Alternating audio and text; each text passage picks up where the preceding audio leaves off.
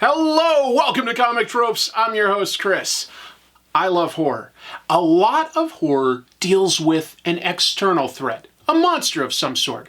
But what if that horror is something more internal?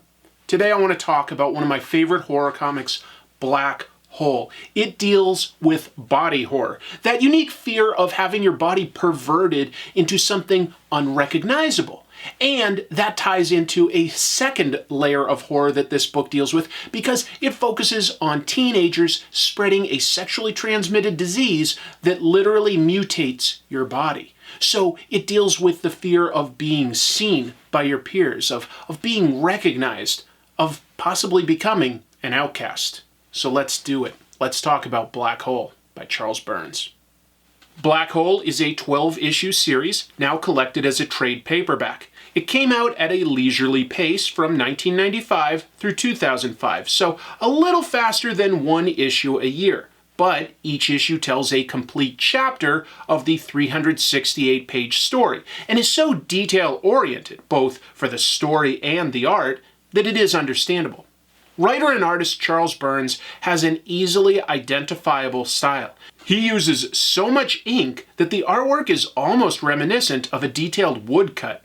He got his start working in underground comics for Seattle's Sub Pop Records label and the underground comics magazine Raw. Black Hole had its first 4 issues published at Kitchen Sink Press, but when they went out of business, Fantagraphics reprinted those first 4 issues and took over for the rest of the run. Black Hole follows a number of teenagers in the Seattle suburbs in the 1970s, which is where Burns grew up, so there is an authenticity to the characters and the setting. But the traumas of adolescence are universal. The book is narrated by 2 main characters, Chris, a popular girl in high school, and Keith, a somewhat neurotic stoner at the same school. There is an STD going around, a plague unique to the teenagers of this story, which they refer to simply as the bug. Once you get it, it will mutate you physically. Each chapter of the book begins with a yearbook portrait of a teenager before and after being infected with the bug. High school is a time when teenagers are both trying to form their own identities and they can be nervous about standing out amongst their peers. The teen angst of going through changes like puberty are exacerbated in this story because the bug will physically mark you. It's like all the kids that go through that have to walk around with a scarlet letter A on their chest for the rest of their lives. Throughout the story, parents, teachers, or any adult authority are barely present, only showing up in the background. Instead, we focus on this age group navigating parties, engaging with drugs and alcohol, and battling their own hormonal instincts. Charles Burns tackles sex very matter-of-factly. It's just something that is happening. Keith has a crush on Chris, but Chris falls for popular student Rob and almost immediately has sex with him. Rob had the bug, though, which takes the form of a small mouth on his neck that whispers his innermost fears while he sleeps. Burns brings the horror to the forefront by placing us in the shoes of Chris thanks to her narrated chapters and showing us her fear. We can't help but relate when she realizes what she's done. At a later party, Chris goes swimming in a lake at night, unknowingly showing her classmates her back rash, which marks her as having the bug. She later steps on some glass, and Keith helps her. It's clear that he likes her, but Chris does not feel the same way. The book engages in a lot of Freudian imagery, especially in the surreal nightmares the protagonists have throughout Black Hole. Keith comes across another girl, Eliza, at his drug dealer's house, and she warms to his kindness. Eventually, she sleeps with him. Keith knows that she has the bug because Eliza has a small tail, but he can't overcome his hormones. The fear of having sex for the first time is brought to the forefront when a piece of her tail breaks off, and while Eliza assures Keith that this is normal, the fear of the flesh overwhelms him. The so-called bug, or teen plague, manifests itself with a different mutation for each character. Some of them are able to mask that mutation, like Rob. Others aren't so lucky, they become pariahs, outcasts in society. The bug itself, that plague, works as a metaphor, but it's vague. It could be a metaphor for the onset of adulthood. It could be about sexual awakening. You could read a lot of it as a fear of STDs like AIDS, but none of that is explicit. It does not ever give you a one-to-one clean metaphor and then a moral at the end. Instead, it's nebulous. It's about the fear of navigating adolescence. Chris eventually runs away with Rob because she feels like an outcast. Some of the teenagers that have more prominent mutations have established a camp in the woods. It's a sad affair where these directionless kids prioritize things like candy and porn magazines over basic needs. They do their best to take care of one another, but it's not enough. They call the area the pit, which has clear meaning. Black Hole takes the teenagers' internal fears of navigating the adult world and finds a way to make that physical. They live in the dark woods. The imagery is gorgeous and terrifying in equal measure. Added into this, a mysterious lurker is hanging strange dolls in the woods, and at one point beats Rob to death. Chris isn't aware and feels abandoned. The emotions of this book are familiar to us all, but heightened for the main characters because of their age. Keith happens to come across Chris and offers to let her stay in a neighbor's empty house that he is house-sitting. She grudgingly agrees, but also soon invites the other homeless teens, destroying the house to Keith's growing horror.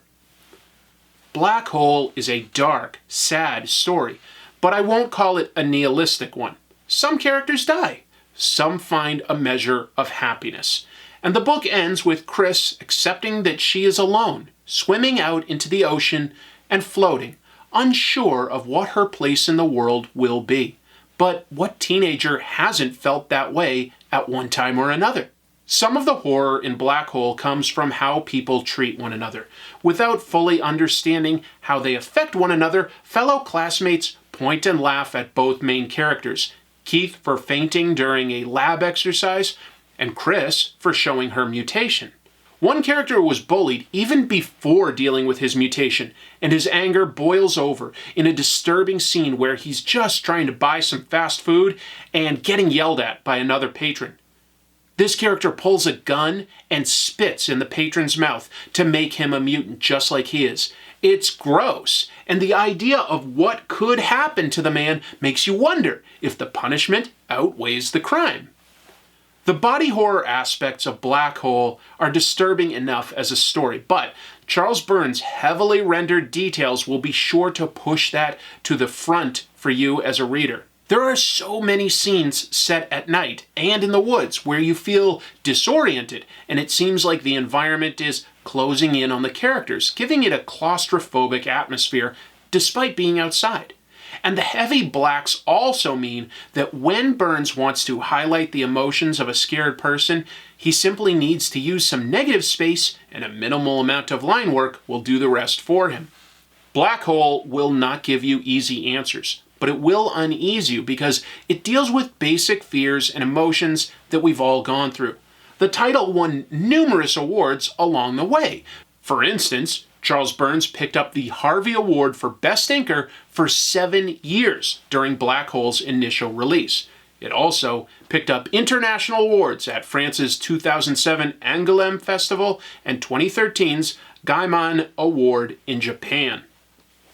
By the way, despite being spelled the same, the Gaimon Award has nothing to do with Neil Gaiman. It's short for Gaikoku no Manga, which means basically foreign comics. So, Black Hole. I strongly recommend it.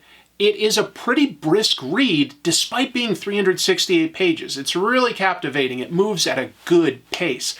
But I want to note, I do classify this as horror. Despite the things that I was talking about, like internal fears, just know that it also deals with some pretty disgusting mutations. It deals with some extreme violence here and there, and trigger warning, there is even discussion of abuse towards the end. So there are some deep, disturbing things in this. Go into this comic ready to relive some of the horrors that we all know about adolescence and puberty, and come out the other end knowing, hey, at least this was just a story, and I'm probably past that point in my life. Thanks so much for being with me today. I really appreciate your patronage that you are watching these episodes. I'm excited to have another one next week. But if you're this far along, please consider hitting things like and subscribe. That really does help the channel. I've also got links to Patreon in the description, as well as my second channel, which is called Pros and Cons. I do a live show every Monday afternoon where I discuss that week's comic books and comic book news. Hopefully you'll consider giving that a shot. It's a little looser format, but it also allows me to interact with you, which is always a lot of fun. I usually also draw something, and every once in a while I'll have a guest on.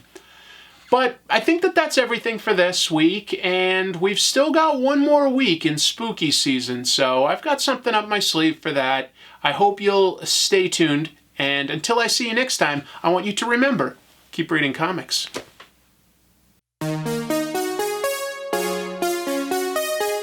Thanks for watching this video. If you liked it, please consider hitting like and subscribe. If you'd like to support the show, there are merchandise links beneath the YouTube video, and you can always hit join on YouTube or visit Comic Tropes on Patreon to get access to special perks.